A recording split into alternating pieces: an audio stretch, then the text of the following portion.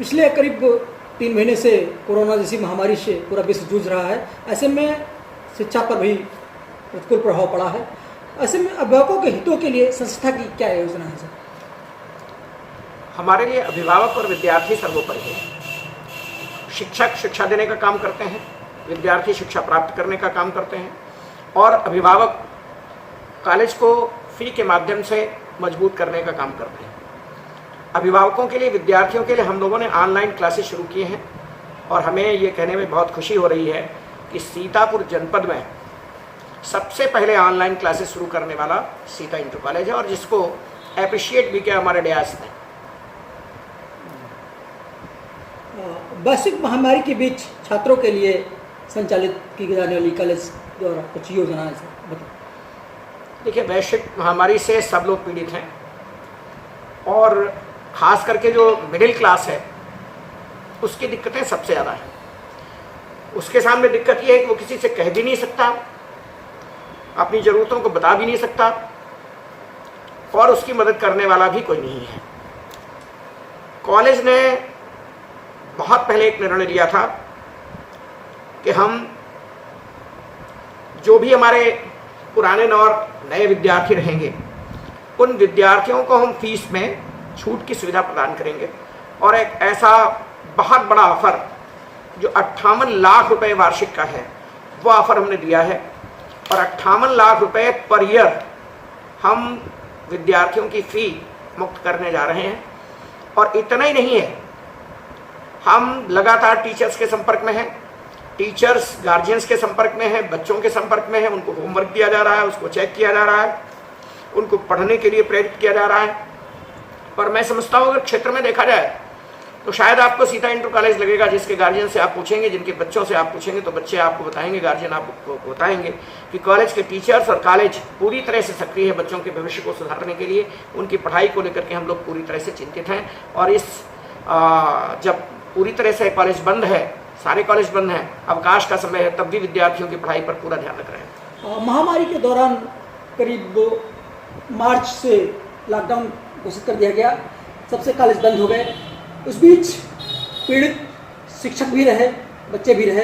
ऐसे में शिक्षकों की कल्याण के लिए क्या योजना सरकार जो चलाई गई कॉलेज के द्वारा? सीता इंटर कॉलेज सीतापुर जिले का पहला विद्यालय है, पहला कॉलेज है जिसने मार्च का वेतन दिया, जिसने अप्रैल का वेतन दिया।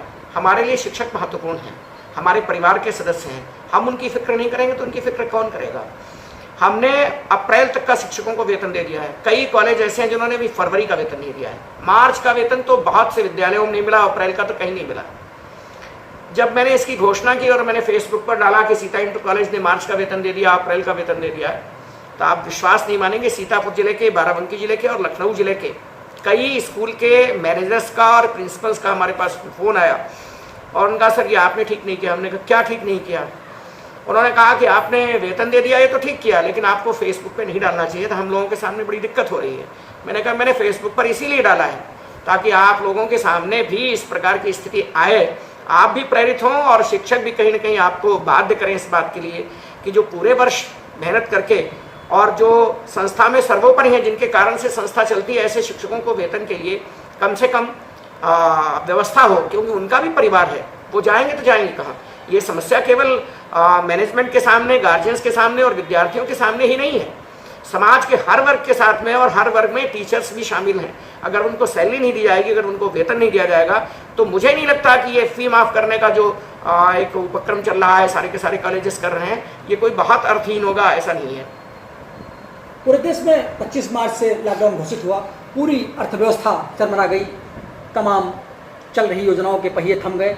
ऐसे में जो हमारा शैक्षिक सत्र होगा आगामी, इस शैक्षिक सत्र पर इसका क्या प्रभाव पड़ेगा? शैक्षिक सत्र पर तो बहुत बुरा असर पड़ेगा। असर पड़ेगा क्या, असर पड़ना शुरू हो गया है। 20 मई तक क्लासेस चलते थे। अपने यहाँ सीता इंटर कॉलेज में हाई स्कूल इंटरमीडिएट के क्लासेस 20 जून से स्टार्ट हो जाते थे। अभी तो कोई योजना ही नहीं है, सरकार की तरफ से कोई गाइडलाइन नहीं जारी हुई है, कोई एडवाइजरी जारी नहीं हुई है, कब से कॉलेज खुलेंगे, कैसे पढ़ाई होगी, कब तक कोरोना रुकेगा।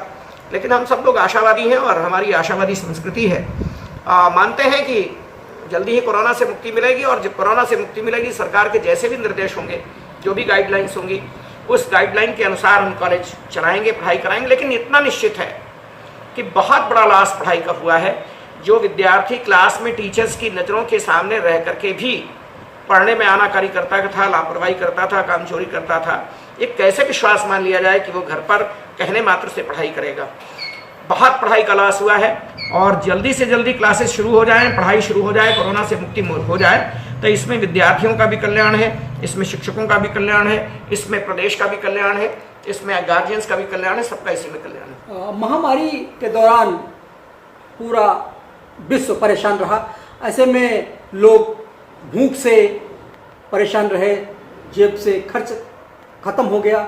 ऐसे में संस्थान ने महामारी के दौरान उसको रोकथाम के लिए या उनसे पीड़ित लोगों के लिए क्या योगदान किया? आप सब जानते हैं, आप सबसे कुछ छिपा नहीं है। 22 मार्च को मोदी जी ने जनता कर्फ्यू के आह्वान की घोषणा की थी, और कॉलेज से हम लोग 21 मार्च को पूरे क्षेत्र में निकले थे, माइक लगा करके, हैंडबिल्स लेकर के लोगों को सावधान सतर्क करने के लिए। और 24 मार्च से जब से लॉकडाउन स्टार्ट हुआ तब से लेकर के और पिछले कुछ दिनों पहले तक लगातार जो भी श्रमिक आते रहे, चाहे वो कहीं से भी आए हों, 60, 70, 80 किलोमीटर की एरिया में, चाहे वो तंबौर हो, चाहे रामपुर मथुरा हो, चाहे रेवसा हो, चाहे वो मीरानगर हो, चाहे वो पैतेपुर हो, चाहे वो भगोली हो, चाहे जैतपुर बाराबंकी हो, चाहे सिधौली हो, चाहे मिश्रिक हो, ऐसे तमाम क्षेत्रों को मुझे लगता है कि करीब 1200-1400 लोगों को कॉलेज की बसों से, कॉलेज की विंगर गाड़ी से, अपनी गाड़ियों से मैंने व्यक्तिगत रूप से भिजवाया। और हमको इस बात पर बहुत संतोष है कि कॉलेज के जो संसाधन थे, उन संसाधनों का प्रयोग ज़रूरतमंदों की मदद के लिए हुआ। कॉलेज क्वारंटीन सेंटर बनाया गया, और हमें ये बात कहने में भी बहुत संतोष होता है कि जितने भी क्वारंटीन सेंटर महमूदाबाद में बने, आप अधिकारियों से बात कर लीजिए और चाहे प्रवासी मजदूरों से बात कर लीजिए जो यहाँ पर रुके हैं, वो सब ये कहेंगे कि सीता इंटर कॉलेज जैसी व्यवस्था अन्यत्र उनको नहीं मिली। इसमें कॉलेज का भी खर्च हुआ, शासन प्रशासन ने जो खर्च किया वो तो खर्च ही किया, लेकिन लोगों की सुख सुविधा के लिए कॉलेज प्रशासन ने भी जो भी आवश्यकता थी उसको पूरा किया, और उसमें जो भी खर्च आया वो कॉलेज ने वहन किया। महामारी से पीड़ित समाज को राहत देने के नाम पर नगर व क्षेत्र की कुछ संस्थाओं ने 3 माह की शुल्क मुक्ति की घोषणा कर उसका प्रचार प्रसार शुरू किया है। ऐसे में क्या सीता इंटर कॉलेज भी शुल्क मुक्ति की ओर अग्रसर होगा या कोई घोषणा करेगा? मैंने आपसे पहले कहा 58 लाख रुपए प्रतिवर्ष की शुल्क मुक्ति की घोषणा हम लोग पहले कर चुके हैं। मेरा अपना मानना है कि तमाम गार्जियन ऐसे हैं जो आसानी से फीस दे सकते हैं और आसानी से फीस वो देंगे। सुप्रीम कोर्ट ने भी कहा है कि फीस आप ले सकते हैं, 3 महीने की फी एक साथ जमा करने के लिए आप बाध्य न करें। मेरा अपना मानना यह है कि जिन विद्यालयों ने, चाहे वो सीता इंटर कॉलेज हो और चाहे और विद्यालय हो, चाहे और कॉलेज हो, जिन्होंने फी माफी की घोषणा की है, वो फी माफी की घोषणा तो कर रहे हैं, बहुत अच्छी बात है, लेकिन टीचर्स के वेतन देने की भी बात करें और टीचर्स को वेतन दें।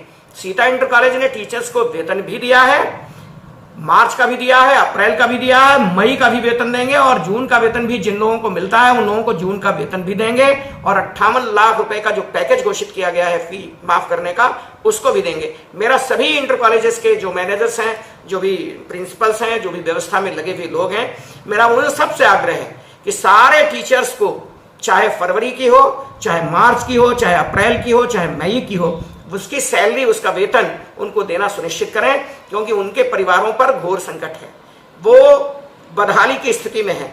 क्योंकि प्राइवेट कॉलेज में पढ़ाने वाला टीचर कोई बहुत लंबी चौड़ी तनख्वाह नहीं पाता, उसके भी परिवार में लोग हैं, बच्चे हैं, उनका भी भरण पोषण, उनको भी जरूरत की आवश्यकता की चीजें वो खरीदनी है। इतनी महंगाई है, ऐसे में टीचर्स को वेतन दिया जाना ये बहुत आवश्यक है। बच्चों की फीस माफ की जाए ये बहुत अच्छा है, लेकिन टीचर्स की सैलरी भी टीचर्स को मिले ये बहुत आवश्यक है। नर्सरी से 11 तक सरकार ने सभी को पास करने का सुझाव दिया है, निर्देश भी स्कूलों को दे दिए गए हैं, इस पर आपका क्या कहना है? अभी इस तरह का कोई निर्देश नहीं मिला है, लेकिन इस प्रकार की जानकारी संज्ञान में आई है। मेरा अपना ये मानना है कि शायद सरकार ने इस कारण से आदेश दिया कि एनुअल एग्जाम तमाम स्थानों पर नहीं हो पाए। मुझे लगता है इसके स्थान पर सरकार को ये कहना चाहिए था, शिक्षा मंत्री जी को ये कहना चाहिए था कि जो हाफ ईयरली एग्जाम है, हाफ ईयरली एग्जाम के रिजल्ट के आधार पर बच्चों को क्लास दिए जाएं।